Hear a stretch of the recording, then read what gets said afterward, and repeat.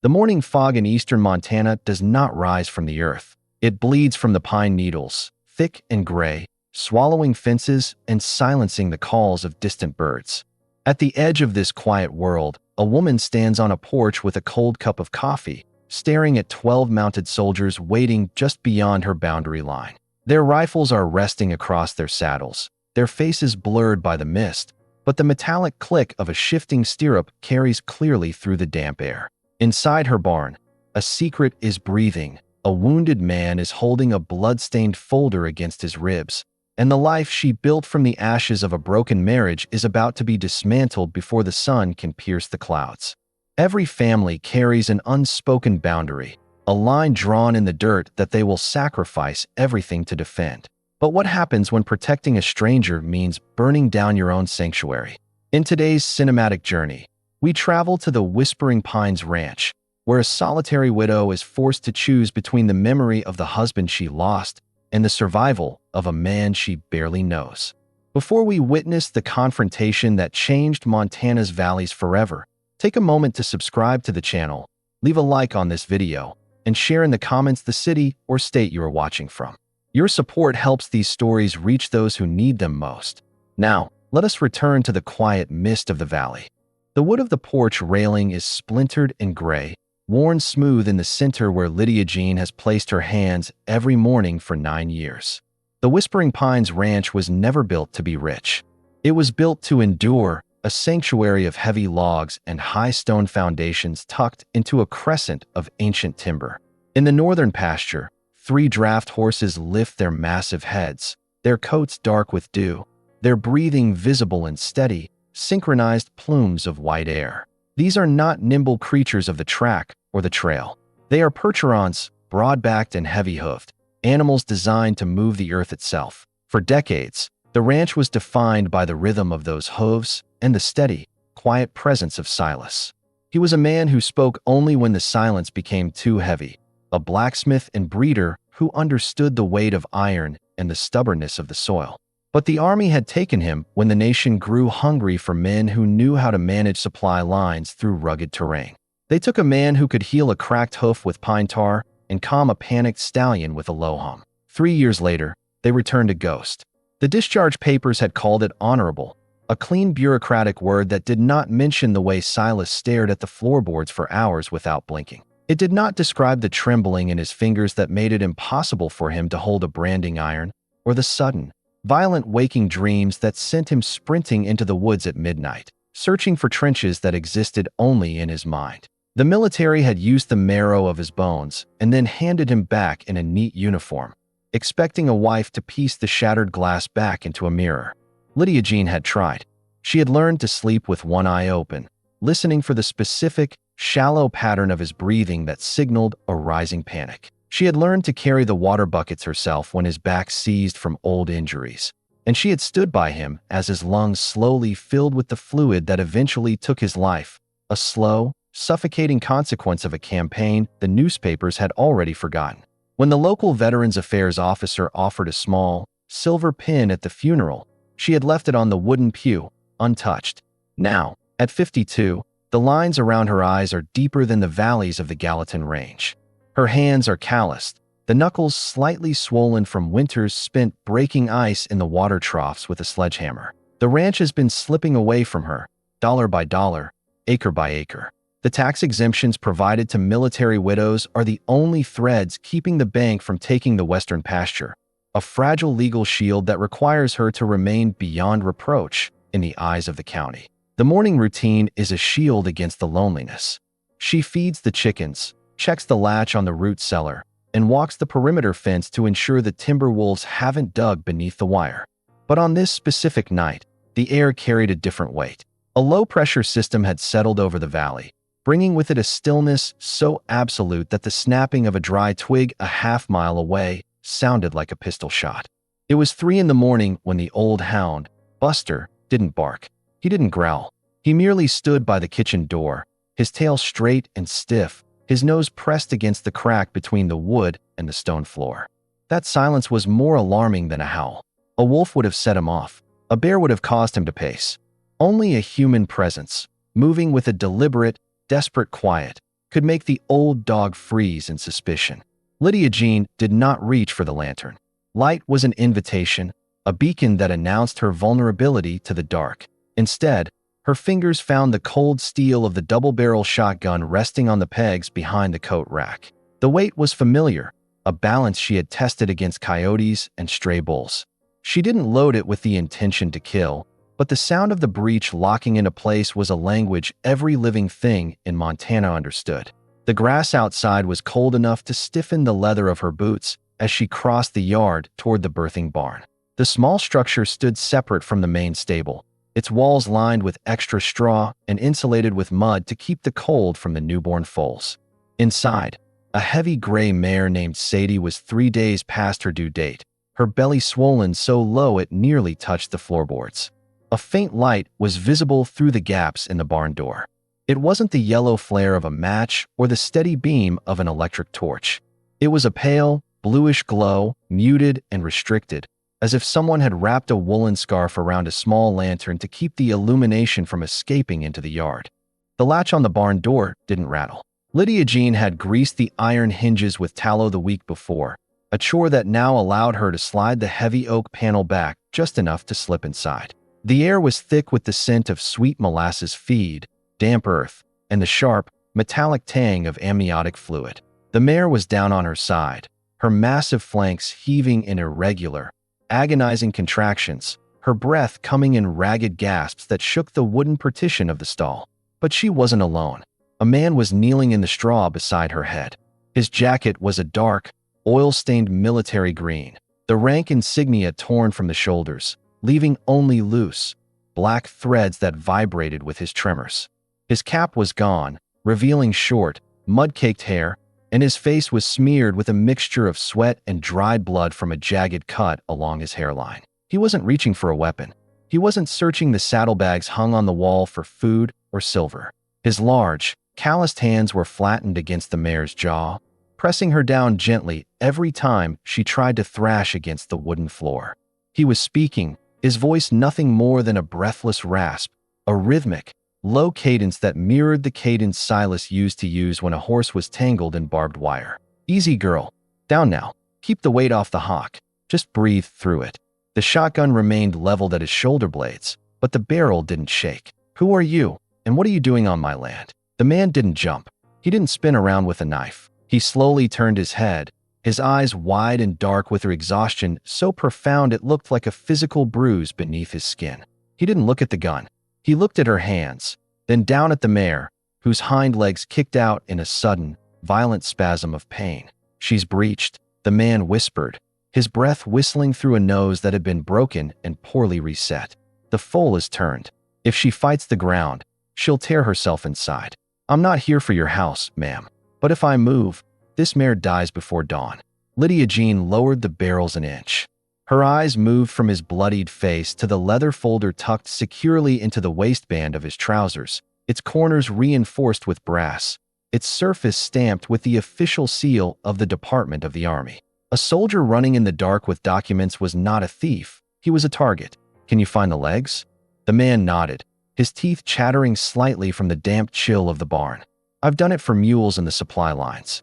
But I need someone to hold her nose. If she bites her tongue when the contraction hits, she'll choke." Lydia Gene leaned the shotgun against the grain bin, well out of his reach but close enough for a quick pivot. She stepped into the stall, the wet straw soaking through the knees of her trousers as she dropped down beside the mare's head. She replaced his hands with her own, her fingers finding the familiar soft skin behind Sadie's ears. The mare's eyes were rolling back, showing the whites, a clear sign of systemic exhaustion. The young soldier shifted to the back of the stall, his boots sliding through the mess. He didn't hesitate. He stripped his jacket off, revealing a gray woolen undershirt soaked through with dark, old blood near the left shoulder blade. A bullet had grazed the muscle there, leaving a raw, red furrow that had begun to fester under the weight of his gear. He didn't complain. He washed his hands in the bucket of lukewarm water Lydia Gene had brought out the previous evening, using a piece of rough lye soap until his skin was red. The silence that followed was broken only by the wet, heavy sounds of labor and the grunt of the man as he worked. He moved with a strange, respectful reverence, his movements deliberate and unhurried despite the obvious panic that must have been driving him through the woods. He didn't ask her name. He didn't ask if there was a phone in the house or a truck in the shed. Outside, the wind shifted, rattling the loose tin on the silo. The sound made the soldier freeze, his arm deep within the mare, his head tilting toward the door like a wild animal testing the air for timber wolves. He held his breath for 5 long seconds, his chest perfectly still, before relaxing his shoulders and returning to his work. "It's a colt," he murmured after a few minutes, his voice strained. "He's turned backward, but I've got the hocks aligned. Next time she pushes, we pull together. If we don't, his lungs will open before he hits the air." Lydia Gene leaned her weight into the mare's shoulder, feeling the massive muscles contract beneath the hide. "Now," she commanded. The soldier pulled, his boots digging into the dirt, his face turning crimson as the veins in his neck bulged against the skin. The mare gave a low, guttural groan that sounded almost human in its misery. For a second, nothing moved. The universe seemed to shrink down to this single, suffocating stall, the smell of blood and wet wool, and the desperate struggle to bring something alive into a world that felt increasingly dead. With a wet, tearing sound, the foal slid into the straw, a dark, glistening mass of wet hair and long, uncoordinated legs. The soldier immediately fell backward against the wooden partition, his chest heaving, his hands trembling so violently he could barely wipe the fluid from his face. The colt didn't move. It lay still, the amniotic sac still intact over its nostrils, its ribs motionless. The young soldier didn't wait to catch his breath. He scrambled forward on his knees, his hands tearing the membrane away from the small gray muzzle with a frantic efficiency. He didn't use a cloth. He used his bare fingers, clearing the throat, then cupping his hands around the foal's nose and blowing directly into its nostrils. His face was inches from the animal's skin, his shoulders rising and falling with each breath he forced into the small, cold lungs. Lydia Gene watched from the head of the stall, her hand still resting on the mare's damp neck. She had seen dozens of births on this ranch, some successful, some ending with a shovel and a quiet walk to the south woods, but she had never seen a man treat a farm animal with the desperate intensity usually reserved for a dying comrade on a battlefield. "Come on," the soldier muttered, his voice cracking. "Not here. Not tonight." The colt gave a sudden, violent sneeze, its legs twitching as its chest expanded with a sharp, ragged gasp of air. The mare immediately responded, lifting her heavy head and turning her nose toward her offspring, a low, maternal nicker vibrating through her throat. The soldier rolled onto his side, his back against the wall, a single, short laugh escaping his throat before he closed his eyes and let his head drop against the rough wood. The dawn was coming, though the thick fog made it impossible to see the horizon. The light inside the barn changed from the pale blue of the lantern to a flat, dead white that exposed every detail of the man's exhaustion. His face was younger than she had initially thought, perhaps 24, 25 at most. He had the wide jaw and broad shoulders of a boy raised on a dairy farm, but his eyes carried the same heavy, distant gaze that had defined Silas's final years. He reached for his jacket, his fingers moving toward the leather folder that had fallen into the straw during the labor. He wiped the mud from its surface with his sleeve, his movements careful, almost protective. "You're a long way from the fort, son," Lydia Gene said, her voice quiet but steady. "The road through the pass has been blocked since Tuesday. If you came over the ridge on foot, you're lucky to have your toes." The soldier didn't look up. He kept his eyes on the folder. "My name is Quinton. I was with the quartermaster's office at Fort Missoula. Until 3 days ago." He didn't offer more, and she didn't ask. In Montana, a man's reasons for running were his own until they crossed another person's fence line. But the folder was large, and the military stamp was fresh. "You didn't steal a horse," she noted, pointing toward the open stalls where 3 older geldings were watching them with soft, curious eyes. "You could have taken the bay and been 10 miles down the valley before I woke." Quinton looked at the mare, who was now systematically licking the wet coat of her foal. "The bay has a hitch in his left hip. I heard him walking when I passed the paddock last night. He wouldn't have made 5 miles before the grade ruined his leg. And this one, she was already in trouble. You don't leave a creature to die in the dark just because you're in a hurry." The statement wasn't boastful. It was a simple statement of fact, spoken with the dull certainty of someone who lived by a specific, unyielding coat. Lydia Gene stood up, her joints popping in the cold air. She walked over to the corner of the barn where an old gray stallion named Barnaby was standing. The horse was 22 years old, his muzzle completely white, his coat the exact shade of slate. He was the identical twin of the stallion Silas had ridden through the timber trails during their first years on the ranch, a massive, gentle giant that had survived 3 bitter winters on nothing but dried orchard grass and determination. As Quinton stood up, his boots cracking a dry stick, the old stallion didn't pull back. Instead, Barnaby stepped forward, his massive nostrils flaring as he pressed his large, soft muzzle directly against the young soldier's chest, right over the stained undershirt. The horse gave a long, deep sigh, blowing warm air through the fabric, his eyelids dropping in a gesture of absolute, unprompted trust. Quinton froze, his hands hovering in the air before he slowly allowed them to rest on the stallion's broad forehead. He didn't speak. He just held the horse's head against his shoulder, his fingers burying into the thick, coarse mane. For those few seconds, the trembling in his limbs stopped entirely. "They're coming for the papers," Quinton said, his voice dropping so low it was nearly swallowed by the rustle of the straw. "It's not about desertion. It's about what's inside this leather. What's inside it?" He hesitated, his thumb tracing the brass edge of the folder. "Signatures. Authorizations for the emergency requisition of land under the State Defense Act. They've been declaring the holdings of deceased veterans abandoned or non-productive. Then they leased the mineral rights to the timber companies before the widows even received the death certificates. I was the one typing the orders. I was the one filing the notices." Lydia Gene felt a coldness settle in her stomach that had nothing to do with the Montana mist. "My husband was Silas Miller. He died 4 years ago." Quinton looked up, his eyes locking onto hers with a sudden, painful clarity. "The Miller Ranch is listed on page 14 of the regional annex. The exemption is scheduled to be revoked on the 1st of the month for noncompliance with agricultural quotas. They're going to say you don't have enough livestock to justify the tax shelter." The silence that followed was heavier than the fog outside. The ranch wasn't just land. It was the only thing that proved Silas had existed outside of a ledger in a government warehouse. Before she could speak, the old hound by the door let out a low, vibrating whine. It wasn't a bark of warning.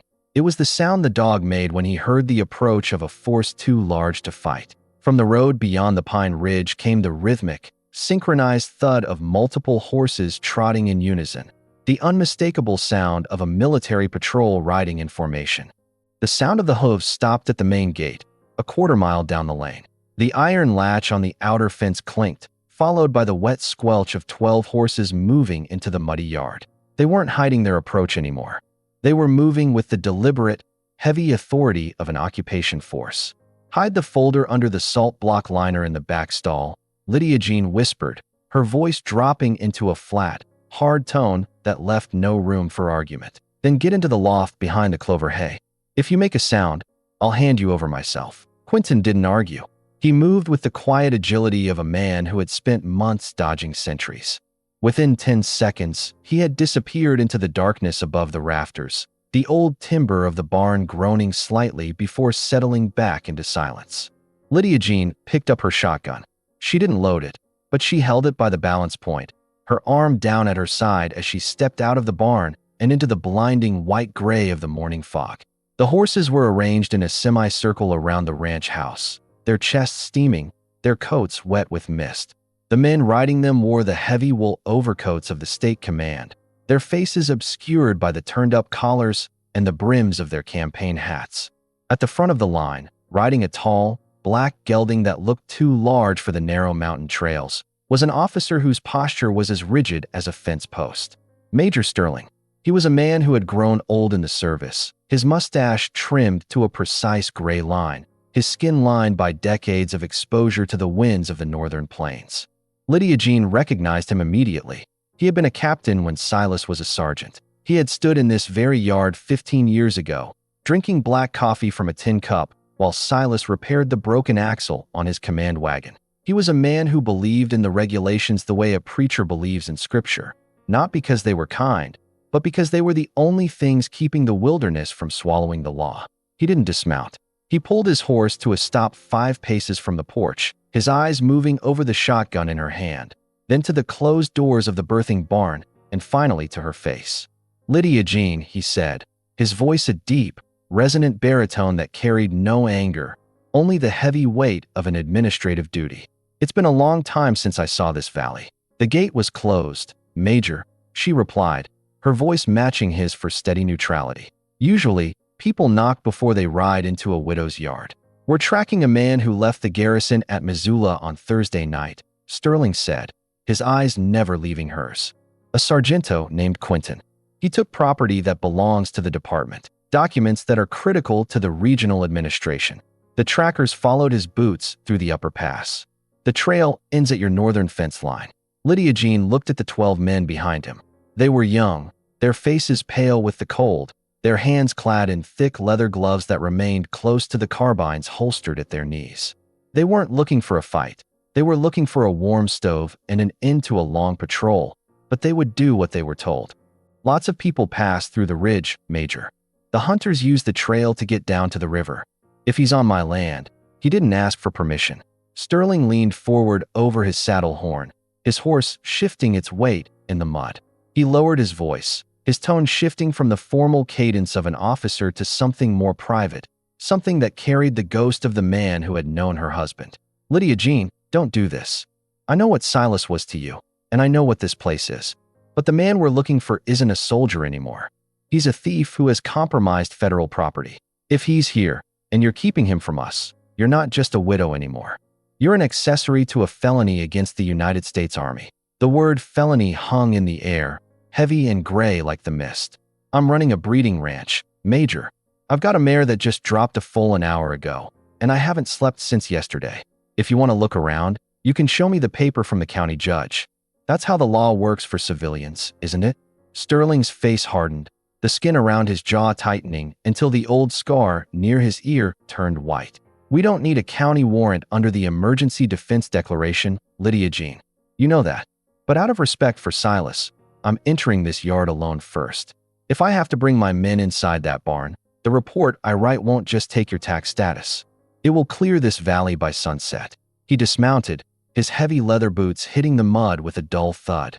He handed the reins to his sergeant, a thick-necked man with a red face who looked at the barn with a nervous, twitching energy. Sterling walked toward the porch, his spurs jingling with every step, his hand resting on the flap of his holster. He wasn't drawing his weapon, but the gesture was a reminder that the authority he carried didn't depend on her consent.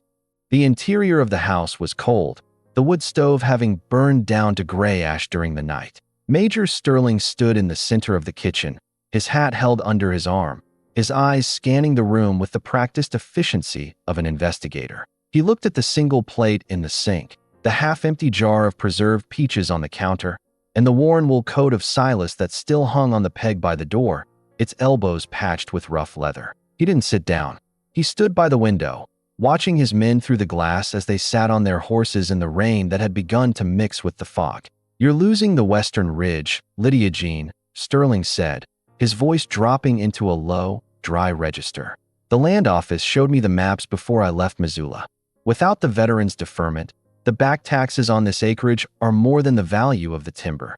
My husband paid those taxes with 3 years of his life and a set of lungs that didn't work when he came back," she said, standing by the cold stove, her hands tucked into her sleeves to hide the tremor that had begun to creep into her fingers. "The government doesn't get to collect twice on the same debt. The law doesn't have a memory, Lydia Gene. It only has a ledger. Then the ledger is crooked," she shot back, her voice tightening. Sterling turned from the window, his gray eyes fixing her with a look that was surprisingly soft, a look that carried the weariness of a man who had spent too many years enforcing rules he hadn't written. "The young man you have out there, he thinks he's saving the world. He thinks if he hides those folders, the decisions will change. They won't.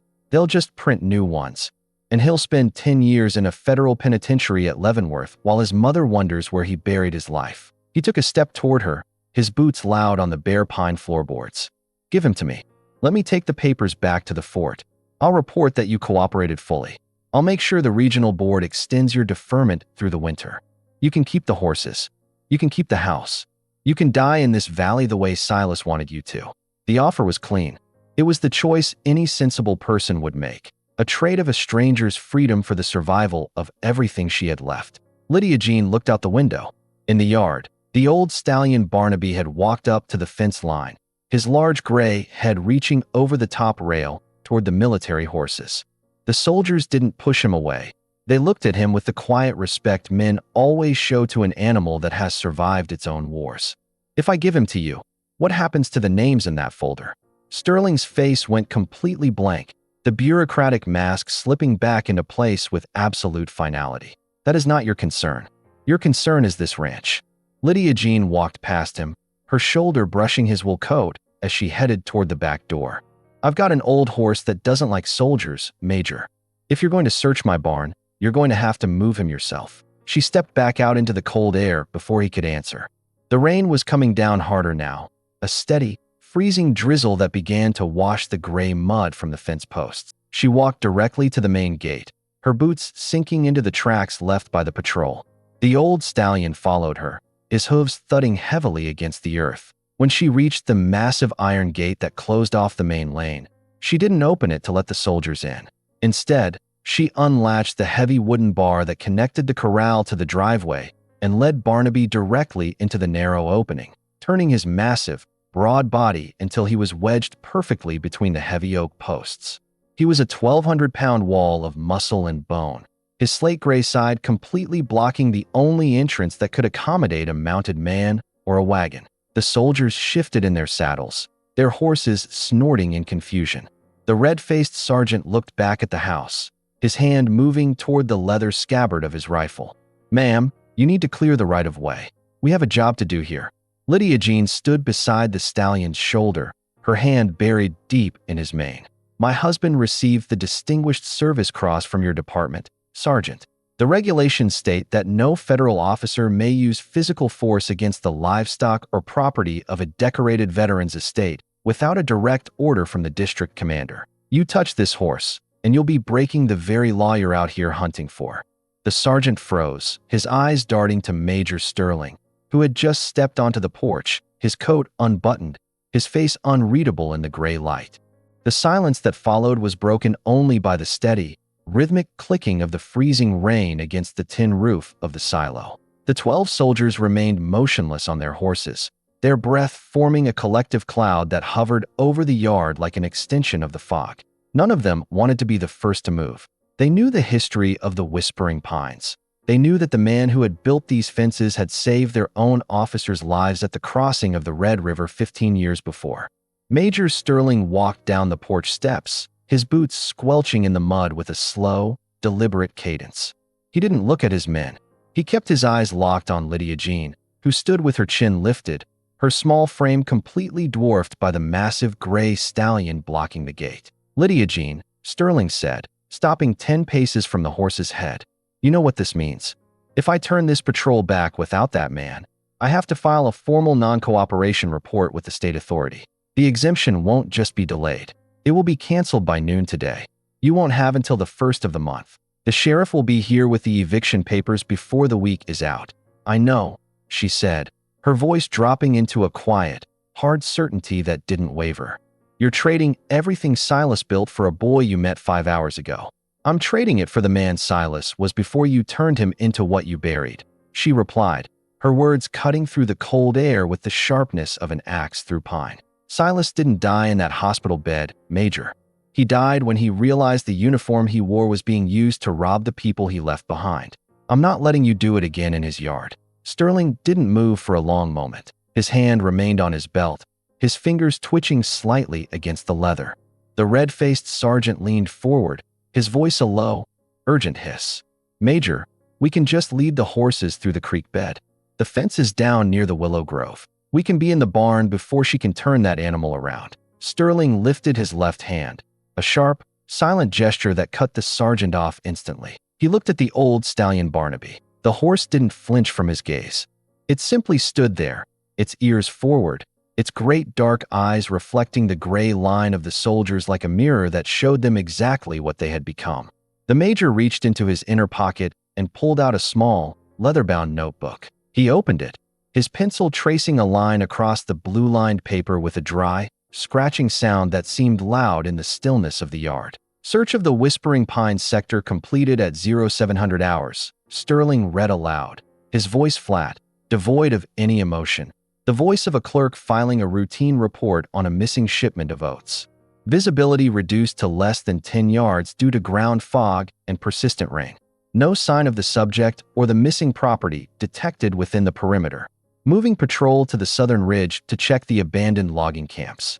The sergeant stared at him, his mouth opening slightly in surprise. "Major, move them out, Sergeant," Sterling snapped, his voice suddenly turning into the sharp, steel blade of a command that left no room for question. "Now." The sergeant hesitated for a fraction of a second, then pulled his horse's head around with a violent jerk. "Column right," he shouted, his voice echoing off the timber walls of the barn. "Trot." The 12 horses turned in unison, their hooves churning the mud into a dark froth as they headed back down the lane, their shapes quickly dissolving into the white wall of the fog until they were nothing more than distant, rhythmic thuds against the earth. Major Sterling didn't follow them immediately. He stood alone in the yard, his black horse waiting patiently behind him. He looked at Lydia Gene, then reached into his pocket and pulled out a small, official brass key, the key to the regional filing cabinets at Fort Missoula where the original land grants were kept. He dropped it into the mud between them, a single, sharp glint of yellow metal against the dark earth. "You have 24 hours before the state office sends a duplicate clerk," Sterling said, his voice nothing more than a whisper that was nearly lost to the rain. "After that, the fog won't save him, and it won't save you." He mounted his horse with a single, heavy movement, his black gelding turning toward the gate. He didn't look back as he rode out into the mist, his figure disappearing into the white silence within seconds. Lydia Gene didn't move until the sound of his horse had died away completely. Her fingers were numb, her breath coming in short, sharp gasps as the adrenaline began to leave her system. She looked down at the mud, her boots sliding forward until she could reach the small brass key. She picked it up, its surface cold and heavy against her palm, before turning back toward the barn. The door slid open with a low groan. Quinton was already down from the loft, his face pale, his hands holding the leather folder tight against his chest. He had seen everything through the gaps in the timber walls. The kitchen was quiet as the fire finally began to catch, the dry pine kindling crackling behind the iron door of the stove. Quinton sat at the wooden table, his green jacket draped over the back of the chair, his shirt sleeve rolled up to reveal the clean bandage Lydia Gene had fashioned from an old linen sheet. The leather folder lay open between them, its contents spread across the scarred wood. There were maps, legal descriptions of land tracts, and pages of signatures, some fresh, some dating back 2 years. Near the bottom of the stack was a page with a red stamp that read, "Miller Estate, non-productive status confirmation." "He was right," Quinton said, his voice low, his eyes fixed on the paper. "If you keep this, they'll take the house anyway. They'll say you were part of it from the beginning." Lydia Gene didn't look at the paper. She was staring at the small brass key she had placed next to her coffee cup. "They're already taking it, son. The only difference is whether I let them do it while I'm on my knees or while I'm standing on my own porch." She reached across the table, her thumb moving over the signature at the bottom of the order. The signature of a clerk who had never seen the mist rise from the pines. A clerk who had never held a mare's head while she brought life into the world. "Take the horses," she said, her voice dropping into a quiet command. "Not the bay. Take Barnaby and the 2 younger geldings. Move them through the southern pass before the sun clears the timber line. If you get over the state line into Idaho by midnight, there's an old blacksmith named Marcus who used to serve with Silas. He'll know what to do with those papers." Quinton looked up, his eyes wide. "Barnaby? He's too old for the pass, ma'am. The trail is steep, and the ice." "He'll make it," she interrupted, her voice softening just enough to reveal the deep, historical pride that connected her to the animals. "He knows that trail better than any soldier in Missoula. He carried Silas out of those woods when his lungs failed him the first time. He'll carry you." She stood up and walked to the window, watching the rain wash the tracks of the patrol from her yard. The valley was returning to its natural state, quiet, gray, and unyielding. "What about you?" Quinton asked, his fingers tightening around the edge of the folder as he began to gather the documents back into the leather casing. "What happens when the clerk arrives tomorrow and finds the horses gone?" Lydia Gene didn't turn around. She kept her eyes on the northern pasture, where the mare Sadie was standing under the shelter of the old pines, her small foal leaning against her flank, its legs stronger now, its head lifted toward the smell of the damp earth. "I'll be right here," she said, her voice carrying the flat, solid weight of the stones that formed the foundation of her house. "I'll be sitting on that porch with a full pot of coffee, and I'll tell them the truth. I'll tell them the fog took everything I had left, and that I don't owe them another single acre." The young soldier stood up, his boots quiet on the floorboards. He didn't offer a hand. He didn't thank her with the empty words of a civilian. Instead, he brought his hand up to his forehead in a slow, perfect military salute. A salute directed not at an officer, but at the house, the land, and the woman who had reminded him why he had put the uniform on in the first place. The wagon came 3 months later, on a Tuesday when the first snow of the winter had begun to dust the tops of the fence posts. It wasn't a military vehicle. It was an old, green-painted farm wagon driven by a man with a heavy wool coat and a long beard who didn't give his name when he pulled into the yard. He didn't ask for money, and he didn't bring eviction papers. He simply delivered a letter postmarked from a small town in northern Idaho, its envelope thick and heavy, containing 7 original land deeds with the official cancellation stamps of the federal district court. One of them carried the name of the Miller estate, its tax exemption restored under a permanent judicial order that declared the property an official historic agricultural preserve. The documents Quinton had carried through the mist had found their way to the right desks, not through the military chain of command, but through the public records that even the state authority couldn't ignore. 7 widows in the Gallatin Range received the same envelopes that week, their fences remaining theirs, their homes secured by a paper trail that had been bought with a single night of silence in a birthing barn. Lydia Gene didn't celebrate. She took the deed and placed it in the iron box beneath the floorboards where Silas's discharge papers were kept. The victory wasn't clean. It had cost her the monthly pension that had paid for her winter flour, and her joints ached worse with every passing storm, but the land was still hers. The yard was different now. The old stallion Barnaby never came back from Idaho. The blacksmith Marcus had sent a short note explaining that the horse had died peacefully in a clover pasture 2 weeks after his arrival, his old heart having given out after one final, triumphant crossing of the divide. But his line didn't end in the mountains. In the northern paddock, the gray colt that had been born in the dark was growing broad-shouldered and strong. His coat was turning the exact shade of slate that had defined his father, and he moved with the same deliberate, heavy grace that made the earth vibrate when he trotted along the fence line. The ranch didn't remain a lonely place for long. By the following spring, the old green farm wagon returned, bringing with it 2 young men who had recently left the Veterans Hospital in Helena. Men who had the same quiet, broken look that Silas had carried. Men whose hands trembled when they tried to hold a pencil, but grew perfectly still when they laid them on the neck of a draft horse. They didn't pay rent, and they didn't ask for a salary. They worked for the room under the eaves and the steady, unhurried rhythm of the chores. They repaired the fences, broke the ice in the troughs, and spent hours sitting on the porch with Lydia Gene, watching the gray mist rise from the pines until the silence between them stopped feeling like a weapon and began to feel like a home. The true measure of a sanctuary is not the strength of its walls, but the willingness of its keeper to let them be tested. Lydia Gene lost her security, her pension, and the comfort of an easy old age, but she saved something that could never be measured in gold or recorded in a government ledger: the dignity of a promise made to those who could no longer speak for themselves. The Whispering Pine still stands in the Montana valleys, its fences old and gray, its horses heavy and strong, a living monument to the night a widow drew a line in the mud and told the world that some things are too sacred to be surrendered.